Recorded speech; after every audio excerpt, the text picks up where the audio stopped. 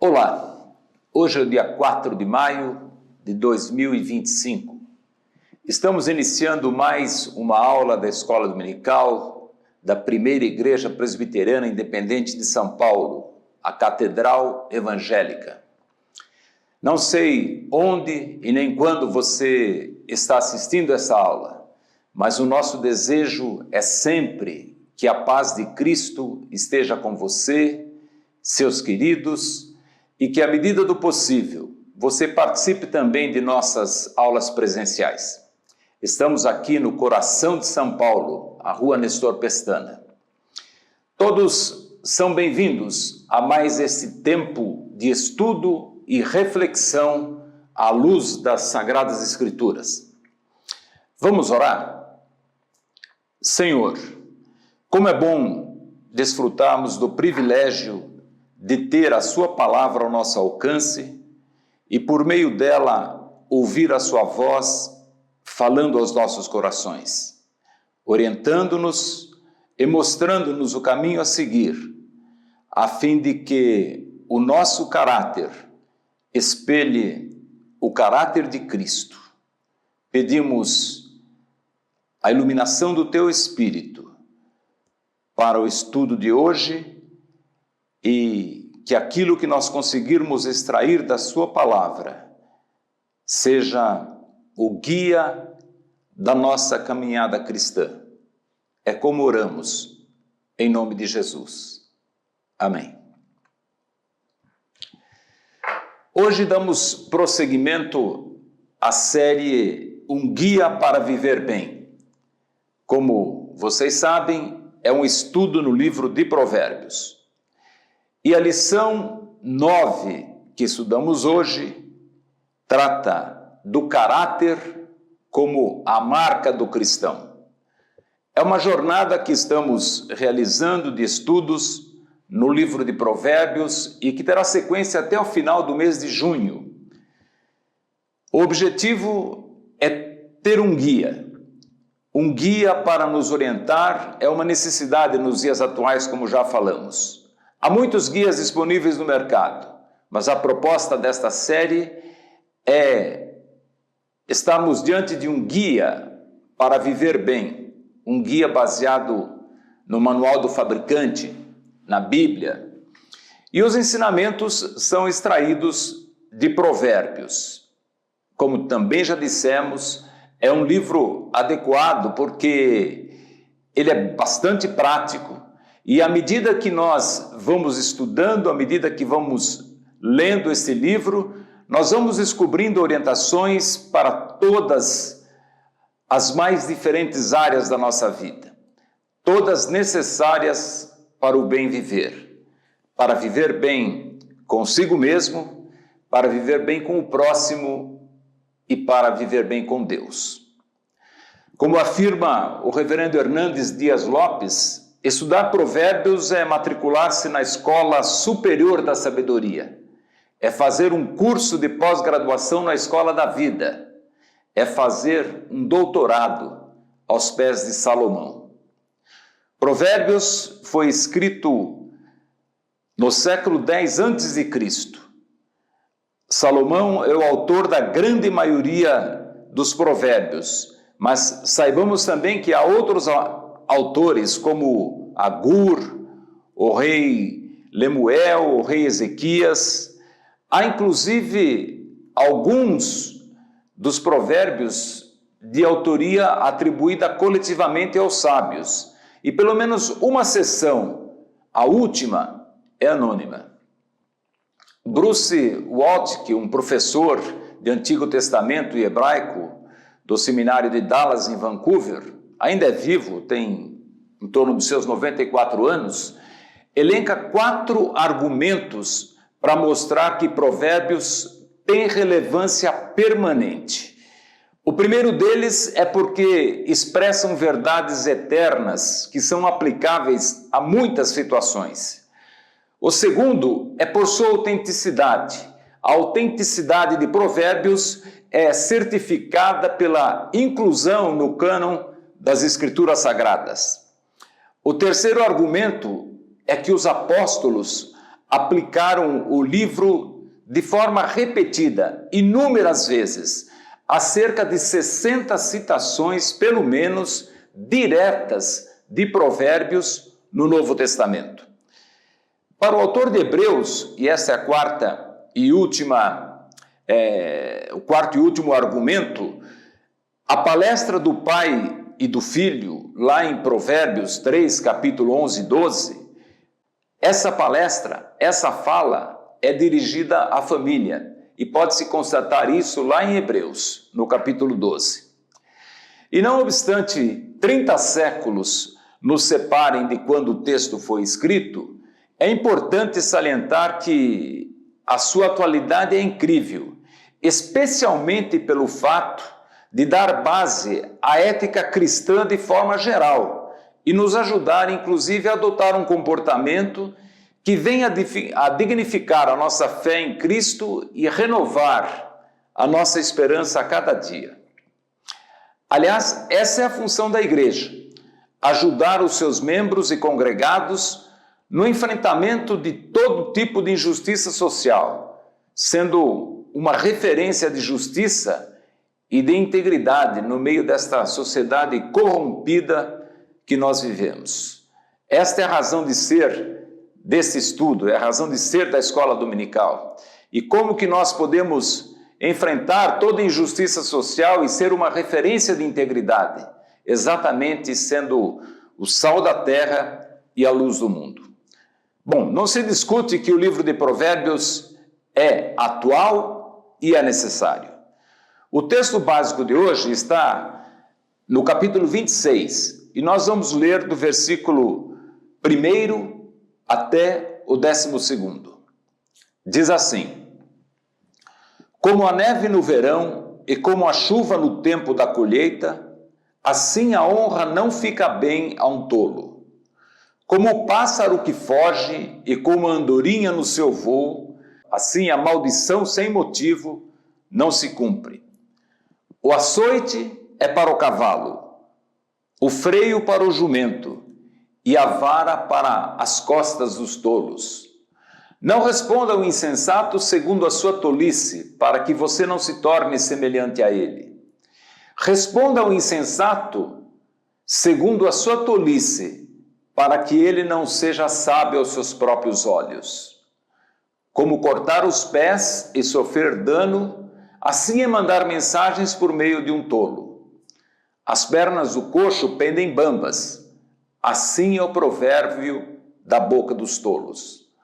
Como espinho que entra na mão de um bêbado, assim é o provérbio na boca dos tolos.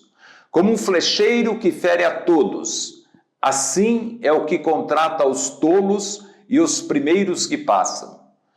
Como o cão que volta ao seu próprio vômito, assim é o insensato que repete a sua tolice. Você viu alguém que é sábio aos seus próprios olhos? Há mais esperança para um tolo do que para ele. Antes de relacionarmos esse texto que fala sobre o tolo, sobre o insensato, ou seja, daquele que faz coisas sem pensar, vamos colocar em perspectiva também 2 Coríntios, capítulo 5, o versículo 17. Diz assim: e assim, se alguém está em Cristo, é nova criatura. As coisas antigas já passaram, eis que se fizeram novas. Numa tradução mais contemporânea, diz assim: qualquer um unido ao Messias tem a chance de um novo começo e é criado de novo. A velha vida se foi, uma nova vida floresce. Por que colocar esse texto em perspectiva? Porque ele tem a força de quebrar esse axioma, de quebrar essa máxima que as pessoas são o que são e não podem mudar. As pessoas têm as mais diferentes razões para adotar este ou aquele comportamento, ter este ou aquele caráter. Elas são o que são, dependendo inclusive de como se deu a formação do seu caráter. Umas têm origens em famílias mais estruturadas, onde o caráter é valorizado. Outras têm essa mesma realidade, mas ao longo da vida sofrem deformação de caráter e acabam se perdendo.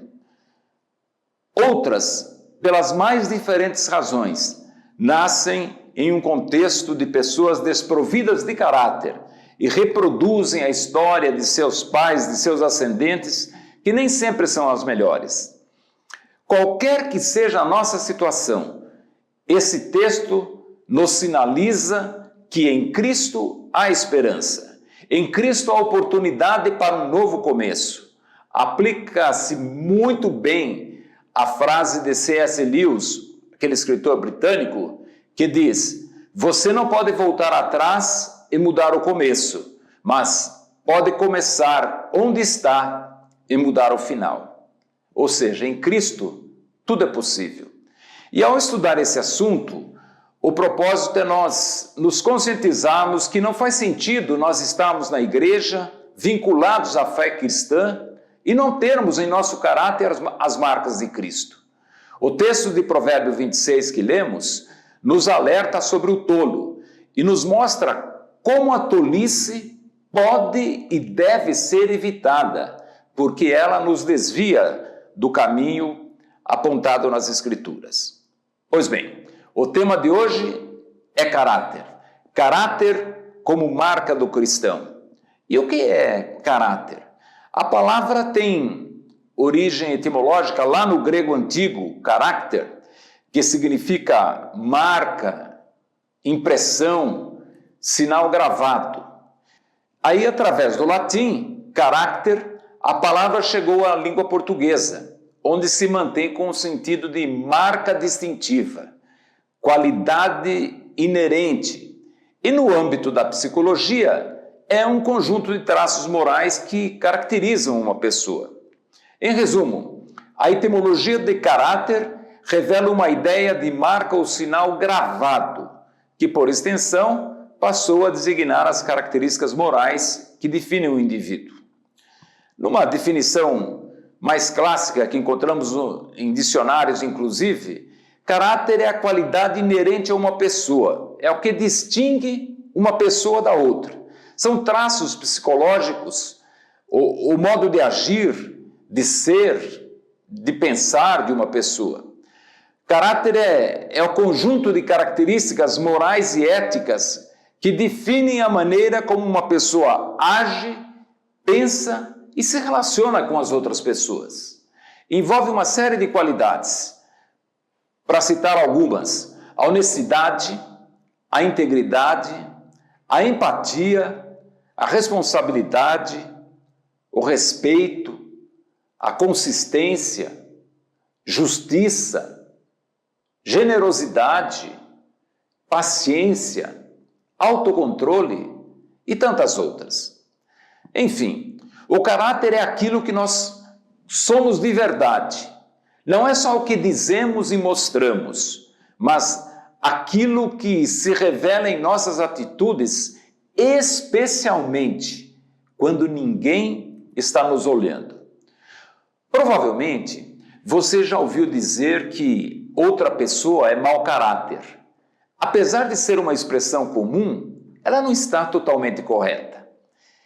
De acordo com o dicionário e com o que falamos, caráter significa uma qualidade distinta, a índole, o gênio e dignidade.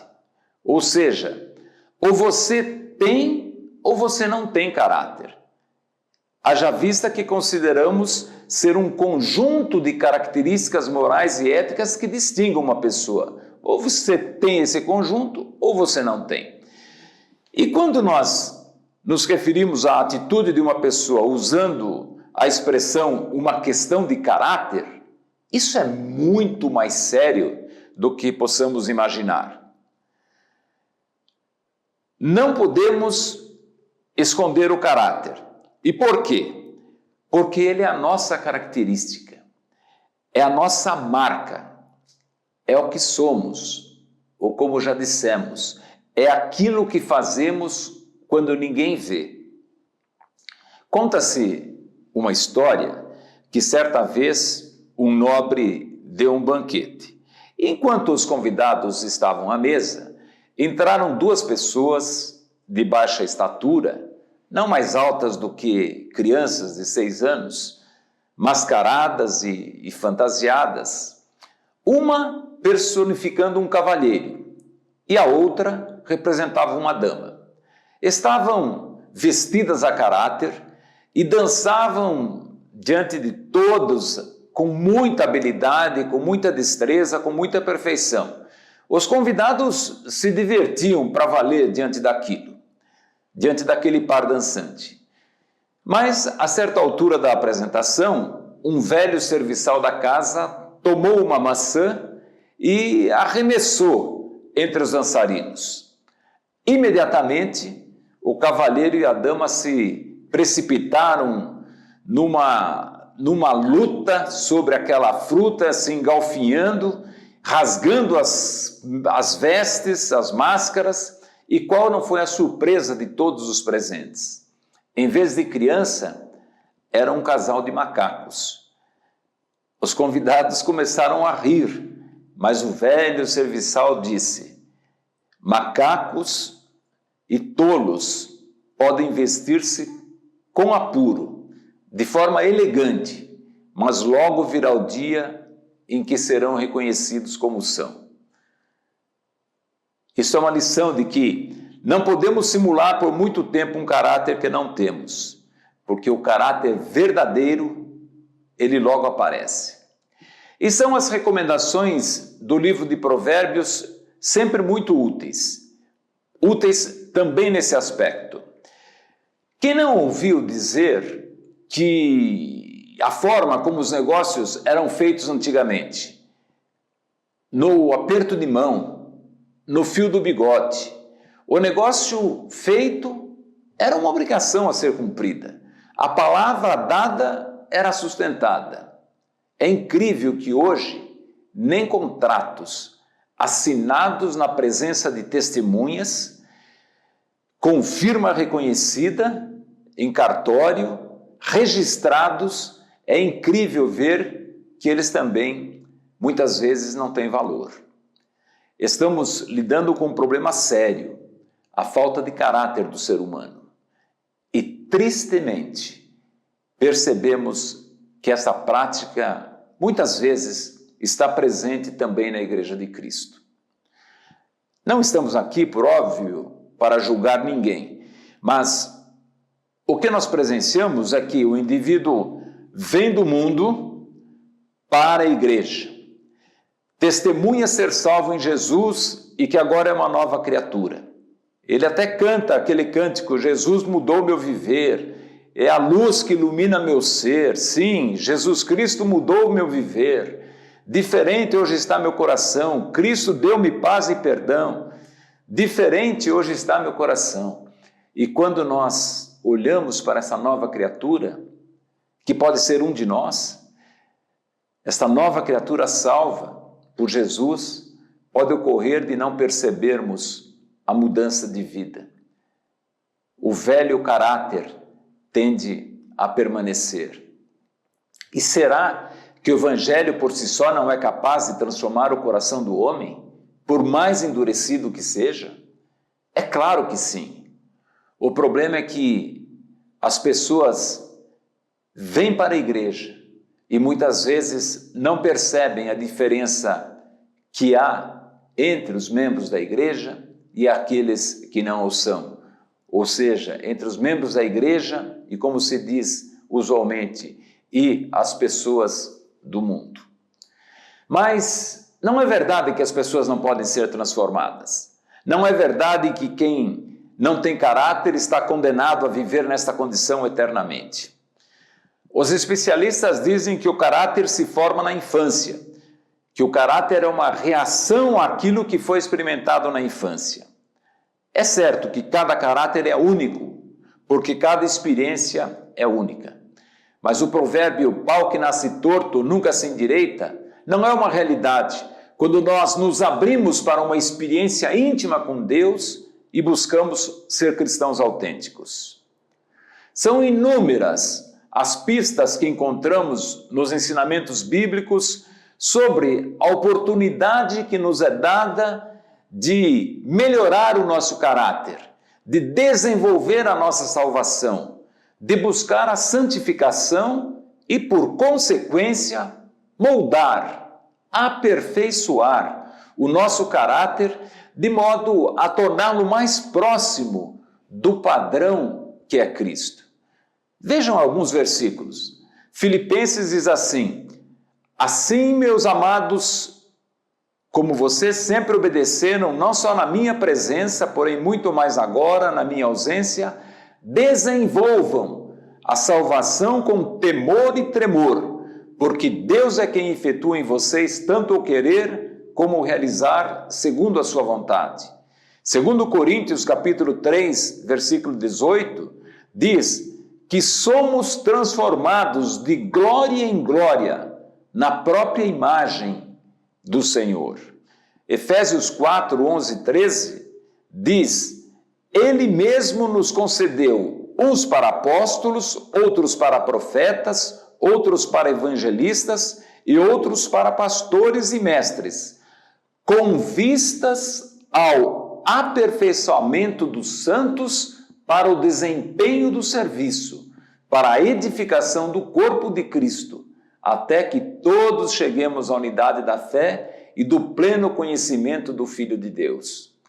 Gálatas 2, 19 e 20 diz: porque eu, mediante a própria lei, morri para a lei, a fim de viver para Deus. Estou crucificado com Cristo, logo, já não sou eu quem vive, mas é Cristo que vive em mim. Esse viver que agora tenho na carne, vivo pela fé no Filho de Deus, que me amou e se entregou por mim. Além disso, o texto de 2 Coríntios 5,17, que mencionamos, nos diz que se alguém está em Cristo, é nova criatura. As coisas antigas já passaram, eis que se fizeram novas. Ou seja, quem está em Cristo tem a chance de um novo começo e é criado de novo. A velha vida se foi, uma nova vida floresce, como nos diz a tradução, a mensagem. O caráter, a marca do cristão. Se nosso objetivo enquanto cristãos é refletirmos o caráter de Cristo, precisamos nos aprofundar na leitura das Escrituras a fim de percebermos as marcas desse caráter. É claro que poderíamos nos alongar muito falando sobre essas marcas, mas vou mencionar apenas 3 delas, que são marcas do caráter de Jesus: a verdade, a justiça e o amor. Jesus disse: eu sou o caminho, a verdade e a vida. Em relação à justiça, nós vemos um diálogo entre Pedro e Jesus, onde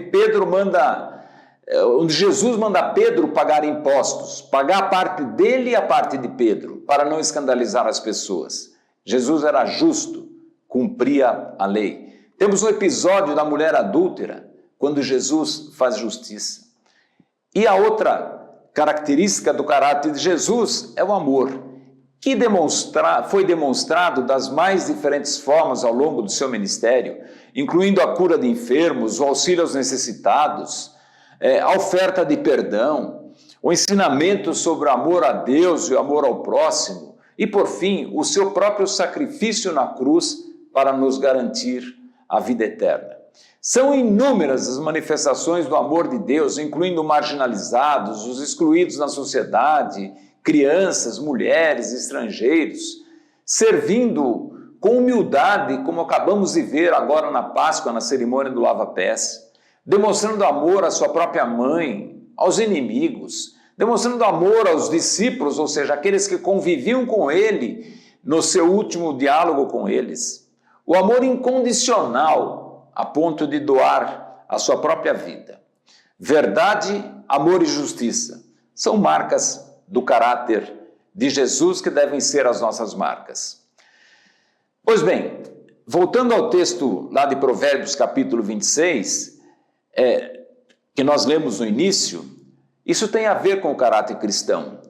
O texto nos mostra o caminho dos insensatos, o caminho dos tolos, o caminho daqueles que fazem as coisas sem pensar. É um alerta para que nós possamos reconhecer esse caminho e, reconhecendo-o, nos desviarmos dele. Isso porque as tolices nos afastam do caráter de Cristo, que é o nosso paradigma, que é o nosso modelo. Na linguagem bíblica, principalmente no livro de Provérbios, tolo é aquele que faz as coisas sem pensar. Provérbios 14:16 diz que o sábio é cauteloso e se desvia do mal, mas o tolo é afoito e se dá por seguro. Essa porção do livro de Provérbios, capítulo 26, é preciosa. É o antídoto, é uma vacina contra a tolice. É altamente recomendável, mas não apenas para ler, mas para refletir e até para divertir-se um pouco com algumas comparações, né? A linguagem utilizada é muito clara e suficiente para nós percebermos como funciona a tolice e por que nós devemos nos afastar dela. Não vamos analisar aqui versículo a versículo, mas o texto diz que dar honra ao insensato é tão absurdo como orar pela neve no verão e pela chuva na colheita. Que nós não devemos temer a maldição imerecida, porque é como o voo da andorinha. O voo da andorinha é curto, ou seja, não vai a lugar algum, né? Ele diz ainda, assim como o açoite é para o cavalo, o freio é para o jumento e a vara para a costa dos insensatos. Notemos que o cavalo, além de ser montado, ainda apanha do montador. O jumento, além de levar a carga, tem um desconfortável freio na boca. E ele conclui que, assim como o cavalo recebe o açoite e não se emenda, assim como o jumento usa o freio na boca e não obedece, o insensato vive apanhando e não aprende. O texto recomenda não responder um tolo, porque senão você se assemelha a ele. Diz que mandar uma mensagem para um tolo é arrumar confusão. Que pedir para um insensato citar um provérbio é como dar um bisturi nas mãos de um bêbado. E assim por diante, né? O texto usa essa linguagem, faz comparações exageradas, exatamente para nos alertar que devemos nos preocupar com o nosso caráter. Que não podemos permitir que as nossas virtudes se percam em meio a tolices, por meio de coisas que fazemos sem pensar e que não refletem o caráter de Cristo. Em outras palavras, para refletir o caráter de Cristo, nós temos que nos desviar do caminho dos tolos. E por isso tem alguns passos importantes que nós devemos trilhar. Devemos trilhar o caminho do discernimento, trilhar o caminho da integridade, trilhar o caminho da intrepidez, da coragem para enfrentar os desafios que aparecem no nosso dia a dia e trilhar o caminho da justiça. Concluindo, o caráter é a marca do cristão. Se somos cristãos, temos que refletir o caráter de Cristo, com verdade, justiça e amor. O caráter cristão, ele se demonstra na prática dos ensinamentos de Cristo. Não basta conhecer os ensinamentos, nós precisamos vivê-los com atitudes de verdade, de amor, de perdão, de justiça e de humildade. Quem deseja refletir o caráter de Cristo deve estar atento às armadilhas da tolice e da insensatez que nós mencionamos. A prática de tolices, que pode sim ser evitada, ninguém é tolo eternamente, essas práticas nos afastam do caráter de Cristo. E a boa notícia é que há esperança para todos. Sempre se podem rever condutas de modo a aperfeiçoar o nosso caráter, ajustando-o ao caráter de Cristo. O caráter é moldado pelo Espírito Santo por meio da fé e por meio da obediência da palavra de Deus. Vamos fazer a nossa parte e que o nosso estilo de vida possa refletir o caráter de Cristo a ponto de atrair pessoas para a fé cristã e assim contribuirmos para um mundo melhor, um mundo de paz e um mundo de justiça.